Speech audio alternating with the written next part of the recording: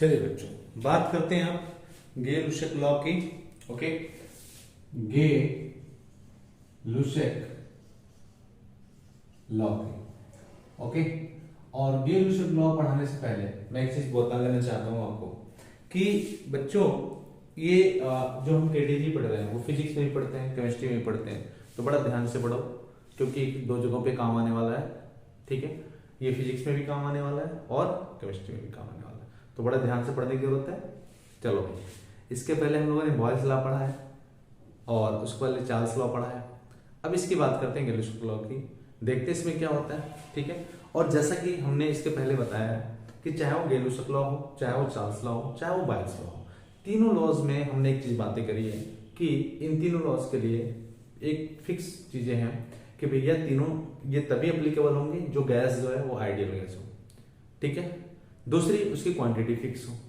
ये दो बातें तो फिक्स है कि उसकी क्वांटिटी फिक्स होनी चाहिए और गैस जो आइडियल होना चाहिए। अगर ऐसा नहीं होता है तो ये लॉ एप्लीकेबल नहीं है ना। जब केटीजी में स्टार्ट करा था तो उसमें गैसेस के बारे में जो हम लोगों ने एजम्पशन पढ़ा था वो सबसे पहले ये पढ़ा था कि वो गैस कैसे होनी चाहिए, आइडियल गैस होनी चाहिए, तभी हम लगा पाएंगे, अदरवाइज हम लगा नहीं पाएंगे। राइट, चलिए देखते हैं गे-लुशक लॉ की। पहला, इसकी क्वांटिटी क्या होनी चाहिए भाई, फिक्स होनी चाहिए, फिक्स क्वांटिटी होनी चाहिए। ठीक है, ये मैं पहले भी करते आया हूं बात। दूसरा जो है, ये गैस कैसा होना चाहिए, ये गैस आइडियल गैस होनी चाहिए। तीसरी जो बात है, अब देखिए भैया, इसके पहले हम लोगों ने बोला था बॉयल्स लॉ में टेम्परेचर कांस्टेंट, ब्यूटी हमने बोला था, याद कर लेना। दूसरी बात हमने पढ़ा था चार्ल्स लॉ, उसमें हमने बोला था प्रेशर कांस्टेंट, प्रिंस चार्ल्स करके याद दिलाया था। अब ये क्या बना, गे-लुशक लॉ क्या बना, पीबीटी में भी तो बचा, पी गया टी गया, बचा क्या वी, तो यहाँ पे क्या कांस्टेंट होगा, वी यानी वॉल्यूम क्या होगा, कांस्टेंट होगा। अगर वॉल्यूम कांस्टेंट है तो इस प्रोसेस को हम लोग क्या बोलेंगे, अगर वॉल्यूम कांस्टेंट है तो इस प्रोसेस को क्या बोलेंगे हम, प्रोसेस को बोलते हैं आइसोकोरिक प्रोसेस, आइसोकोरिक प्रोसेस। ठीक है, मतलब V क्या है, कांस्टेंट है, एक V कांस्टेंट है, उस केस में हम लोग क्या बोलते हैं, उस प्रोसेस को क्या बोलते हैं, आइसोकोरिक प्रोसेस बोलते हैं। राइट, अब ये चार बातें तो हम जान गए। अब आगे देखते हैं जरा कि इसका इक्वेशन क्या होगा, पांचवा इक्वेशन क्या होगा इसका, इक्वेशन जान लें, क्या लिखेंगे, कैसे लिखेंगे भैया, PV इक्वल टू होता है nRT, n constant r constant, और हम इसमें क्या बोल रहे हैं, V कांस्टेंट, तो P किसके प्रोपोर्शनल हो रहा है, डायरेक्टली T के। ये आपका हो गया इक्वेशन।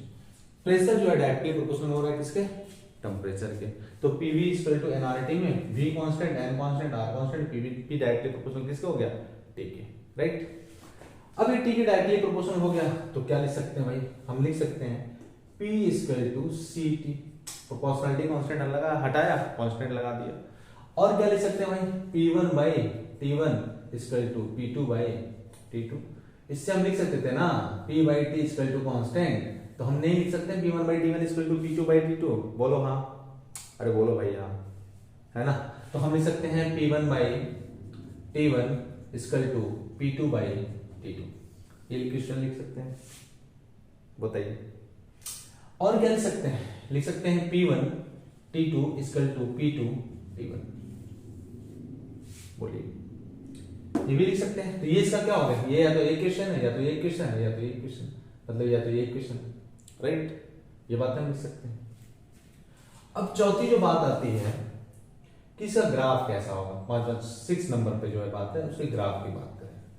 देखिए भैया, हमने कहा कि जो गे-लुशक लॉ है इसमें क्वांटिटी फिक्स होनी चाहिए, गैस आइडियल होनी चाहिए, वॉल्यूम कांस्टेंट होगा, तो इस प्रोसेस को हम बोलते हैं आइसोकोरिक प्रोसेस। तो गे-लुशक लॉ क्या कहता है कि अगर किसी फिक्स क्वांटिटी, आइडियल गैस की क्वांटिटी फिक्स हो और वॉल्यूम कांस्टेंट हो, तो जो प्रेशर होता है वो डायरेक्टली प्रोपोर्शनल होता है किसके, उसके टेम्परेचर के।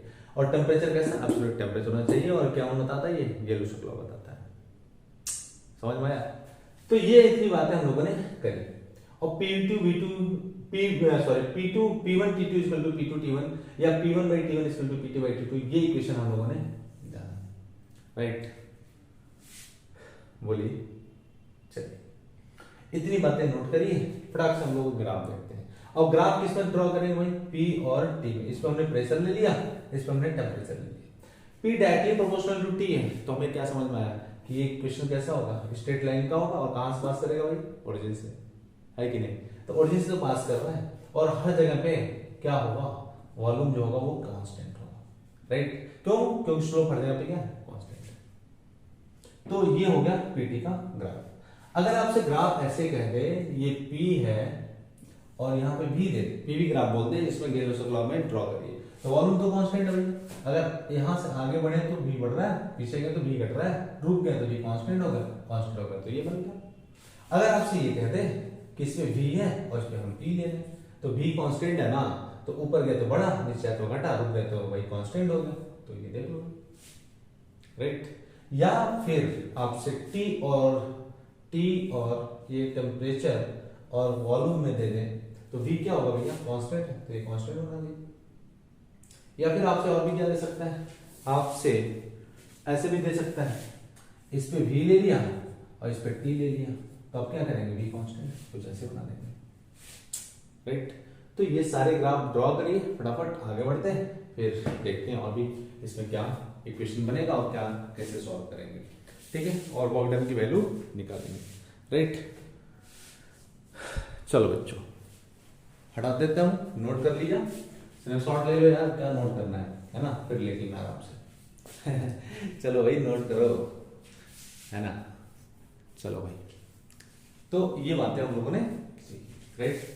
तो एक बार और ग्राफ को हम लोग देख लेते हैं, ग्राफ को एक बार और देख लेते हैं बच्चों, और जल्दी से सीखते हैं गेल्सो लॉ की क्या क्या इसमें टर्म्स हैं, कैसे हम लोग इक्वेशन लिखते हैं, है ना, ये सारी बातें अपन लोग सीखते हैं। ग्राफ को एक बार और देख लेते हैं, ठीक है, और उस पे ग्राफ पे क्वेश्चन भी कर लेंगे, राइट। हमने कहा था कि जो प्रेशर है वो डायरेक्टली प्रोपोर्शनल हो किसके, देखिए फिर से कैसे निकाला, पीवी इक्वल टू एनआरटी है ना, वी कांस्टेंट है ना, वॉल्यूम कांस्टेंट है, वी कांस्टेंट है, तभी तो हम लोग बोल रहे हैं क्या, गेलुसक लॉ, एनाइसोकोरिक प्रोसेस। तो हम लोग क्या बोल सकते हैं, एन भी कांस्टेंट होता है, आर भी कांस्टेंट है, तो PV directly proportional to T, ऐसा हम बोल सकते हैं। ये देखिए डायरेक्टली प्रोपोर्शनल है, पी बढ़ा तो टी बढ़ा, पी घटा तो टी घटा, तो हम लोग ऐसा बोल सकते हैं कि बीच का पीटी ग्राफ कैसा हो जाएगा भाई, स्ट्रेट लाइन होगा, और कहां से पास करेगा, ओरिजिन से पास कर देगा, ठीक है। लेकिन अगर आपसे ऐसा पूछते कि पी भी बताओ, इस पे पी लिया था, इस पे वी लिया था, या यहाँ पे वी ले ले और यहाँ पे पी ले ले, ठीक, ऐसे कुछ करते हैं। या फिर और क्या ले ले, यहाँ पे टी ले ले और यहाँ पे वी ले ले, या यहाँ पे वी ले ले और इस पे टी ले ले, तो आप क्या करोगे, कैसे ड्रॉ करोगे। सिंपल सी बात है कि v कांस्टेंट है तो ऐसे, v कांस्टेंट है तो ऐसे, v कांस्टेंट है, v कांस्टेंट कर दिया, v कांस्टेंट है, v कांस्टेंट कर दिया, है कि नहीं, इस सब में क्या है, v कांस्टेंट है, राइट। तो हम लोग ऐसे ग्राफ बना सकते हैं, ओके। तो जल्दी से नोट करिए और एक क्वेश्चन करते हैं छोटा सा, राइट, नोट करें, ओके। चलो हटा दो, चलिए अब आगे देखते हैं। आगे देखो बच्चे, और क्या कर सकते हैं, ये बीटी ग्राफ है, सपोज करो एक और स्लोप दे रखा है ऐसे कुछ, ठीक है, और एक स्लोप ऐसे दे दिया, इसको v1 बोल रहा है, इसको v2 बोल रहा है, भाई इसका स्लोप क्या देता है, वॉल्यूम देगा, v1 और v2 वो कांस्टेंट है, राइट। और हम लोग क्या कर सकते हैं, ध्यान देना, हमसे पूछा जा रहा है कि बताएं इसमें v1 is greater than v2, दूसरा पूछ रहा है कि v1 इक्वल टू कितना होगा v2, या तीसरा पूछ रहा है आपसे कि v1 is less than v2, या चौथा पूछता है नन ऑफ दिस, कौन सी होगा, ये आपसे पूछ दिया, बताइए क्या करते थे। इसके पहले इस पे एक ड्रॉ कर लीजिए भाई, t को कांस्टेंट बना लीजिए, तो ये वैल्यू क्या देगा p1, ये वैल्यू क्या देगा p2, और ग्राफ हम लोग क्या देख रहे हैं, इस ग्राफ से हम लोग क्या देख रहे हैं, ग्राफ हम देख ये रहे हैं कि जो P2 है वो ग्रेटर देन P1 है, तो इसके बेसिस हमें बताना कि V1 बड़ा होगा कि V2 बड़ा होगा। हमारे पास इक्वेशन है गैस का, PV equal to nRT, right. P और V में रिलेशन देखना है, यहाँ पे T कांस्टेंट है तो T कांस्टेंट कर दिया ना इधर, तो T constant, R constant, N constant, P directly proportional to कितना 1/V। इसका मतलब ये हुआ अगर P बढ़ा तो भी घटेगा, और भी P घटा तो भी बढ़ेगा, राइट। तो चलिए क्या कर सकते हैं, यहां पे P2 ग्रेटर है किससे, P1 से, तो हम क्या लिख सकते हैं कि V1 ग्रेटर होगा किससे, V2 से। तो हमारा आंसर कौन सा, V1 greater than V2, option 1 is the correct option. Note करिए, फटाफट आगे बढ़ते हैं। और कोई जरूरी नहीं कि हर बार ऐसे ही क्वेश्चन ऐसे ही दे सकते, इसके पहले वाले क्वेश्चन में भी हम लोगों ने करा था। ये P है, ये T है, इसको कह दिया V1, इसको कह दिया V2, कोई बात नहीं, इस पे ड्रॉ कर लीजिए, टेम्परेचर को कांस्टेंट कर दीजिए, T कांस्टेंट हो गया। यहां पे अब जो वैल्यू देगा वो क्या देगा, P2 देगा, है ना। जो दिया रहेगा जिस पे कट करेगा उसी को हम लेंगे, ये P2, और यहाँ पे जो कट किया वो क्या, P1। अब यहाँ पे क्या हम देख रहे हैं, P1 is greater than P2, और P1 में रिलेशन देखा ही देखा, P इनवर्सली प्रोपोर्शनल है V के, तो P बढ़ा तो V घटा, तो मैं बोल सकता हूँ क्या कि P1 अगर P1/V का रिलेशन बन रहा है, इधर से देख लीजिए भाई, तो हम लिख सकते हैं कि P1 is greater than P2, तो हम क्या लिख सकते हैं, V2 is greater than P1। तो यहाँ पे हम क्या लिख सकते हैं कि V2 is greater than V1, ठीक है, ये पहला ऑप्शन करेक्ट है। अगर दूसरा देता है V1 is greater than V2, या तीसरा देता है V1 is greater than V2, तो ऑप्शन कौन सा करेक्ट है, V2 is greater than V1। क्या मेरी बातें समझ में आई, आया समझ में, नोट करिए जल्दी से, फटाफट आगे बढ़ते हैं और वर्क डन निकालते हैं इसमें, राइट, कि वर्क डन क्या होता है। चलिए बच्चों,